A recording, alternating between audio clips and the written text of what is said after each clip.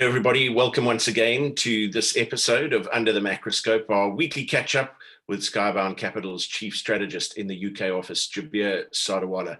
And during the course of this week's episode of Under the Macroscope, we're going to be discussing, amongst other things, the effect of the financial services industry on Brexit, a few things hotting up there.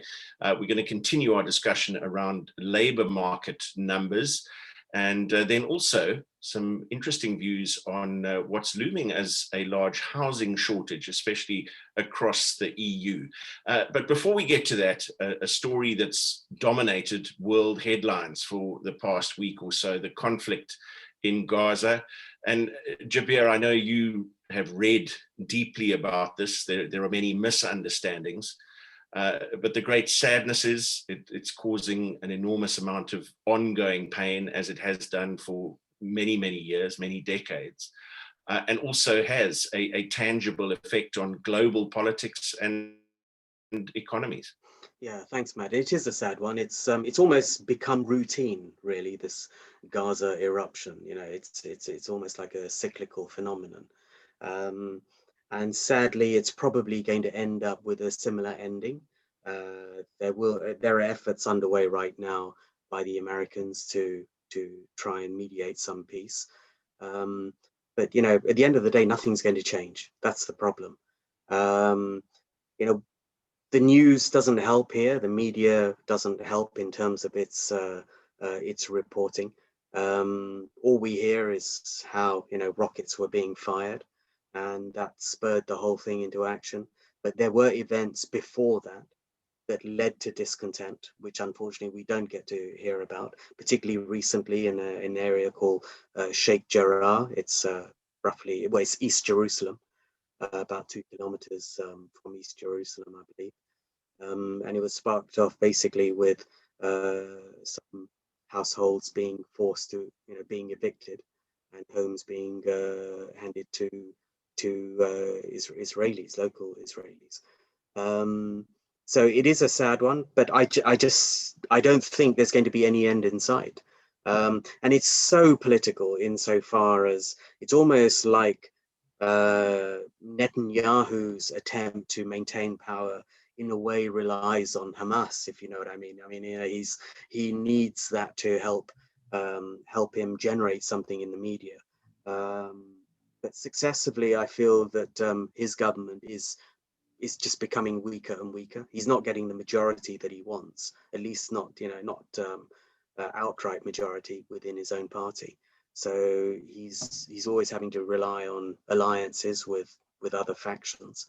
You know, I don't think Hamas is entirely without blame here. So you've got two warring factions, but in the middle, the vast majority, I think you've got people who want peace, but they're just not being given a chance because they're just caught up in this political crossfire. Yeah, desperately sad indeed. We discussed on last week's podcast some of the labour market numbers. You found an interesting article during the course of the past week. I believe you said it was from Deutsche Bank, and highlighting how the dynamics in labour markets have changed, which may well be affecting those numbers. Yeah, that's right. So we talked about payrolls last week, and you know, initially markets were shocked by what was an apparently abysmal number, well below what markets were expecting. And then coincidentally, Deutsche Bank did a little survey, which showed, interestingly, that 61% of their respondents said it was down to supply constraints. 18% said it was just erroneous, the number that was published. And 14% said it genuinely reflected a weak demand for labor. Furthermore, there was then a survey by the NFIB small businesses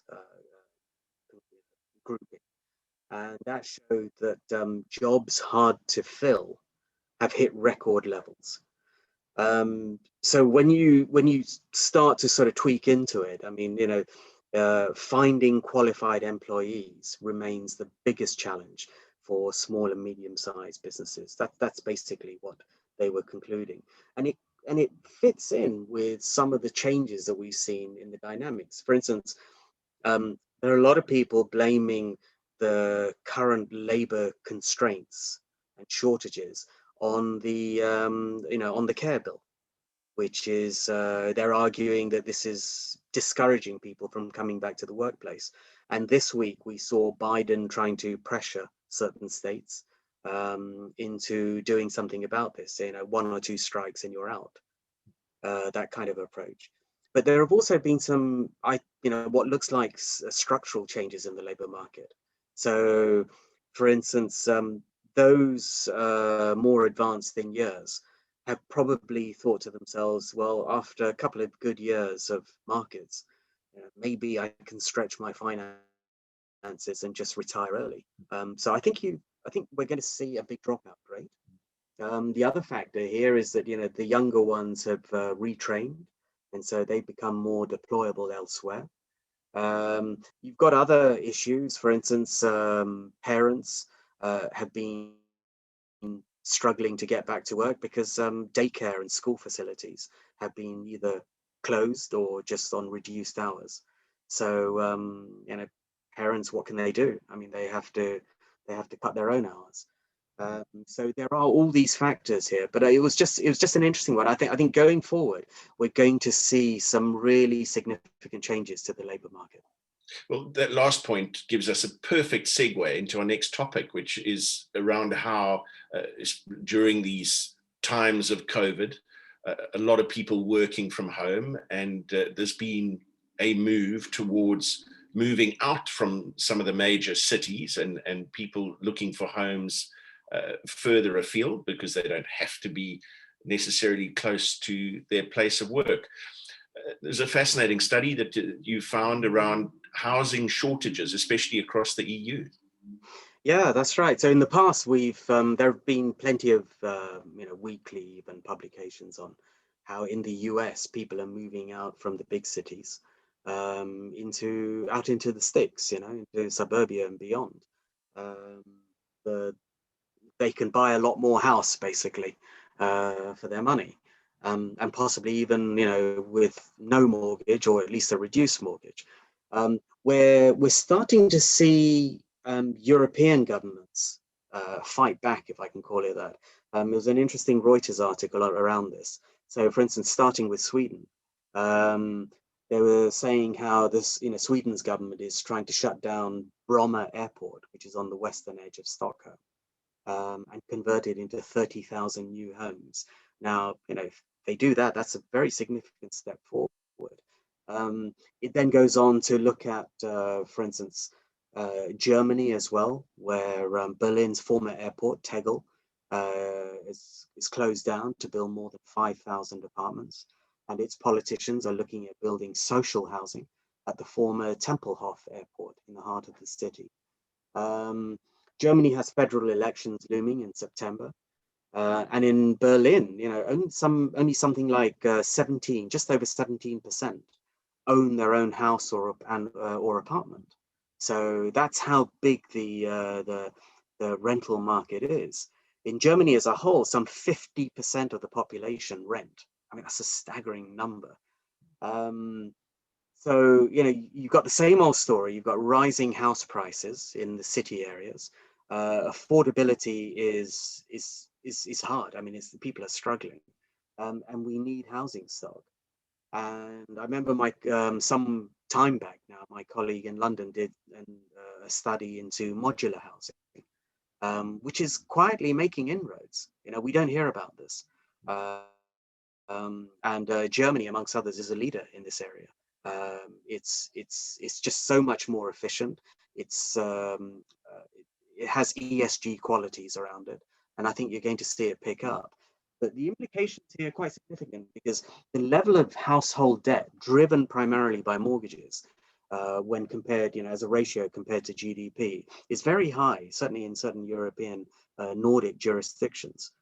And to give you an example of some rates that the same article quoted, the average floating rate mortgage rate in Sweden is 1.3% right now. So that's a floating rate. Back in 2000, it was 6%. And in 1985, it was 14.5%. I don't know how anyone lived with that. And we are seeing these changes. Can you imagine just the shift in yield, whatever the cause may be? It can quite quickly tip an economy into the wrong direction. And we're seeing central governments now take this more seriously. Again, some time back, New Zealand instructed its central bank to now make the control of asset prices also a key priority as part of its strategic policy considerations. So, I think the construction market is alive and well, but you're going to see a shift now in terms of some of the things that are going on, and certainly in terms of the areas, the regions that it goes into.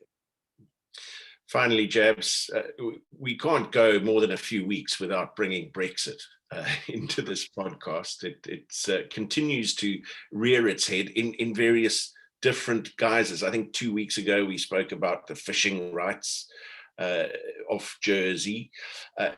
Now there are moves afoot in the financial services industry in particular, and some big changes looming potentially. That's absolutely right. And so we were supposed to have a financial services deal by the end of March. Okay, so that has been delayed, not horrendously. As I understand it, we do have a draft deal now, and all being well, it will be signed off in June. I think it's the end of June. If you look at the latest data, this was published by Deloitte's Market in terms of how what the impact has been since Brexit in terms of clearing, for instance, and trading. The UK has lost something like 2.3 trillion pounds per month in derivatives trading, and a lot of it's gone to New York. New York's come out the overall winner here.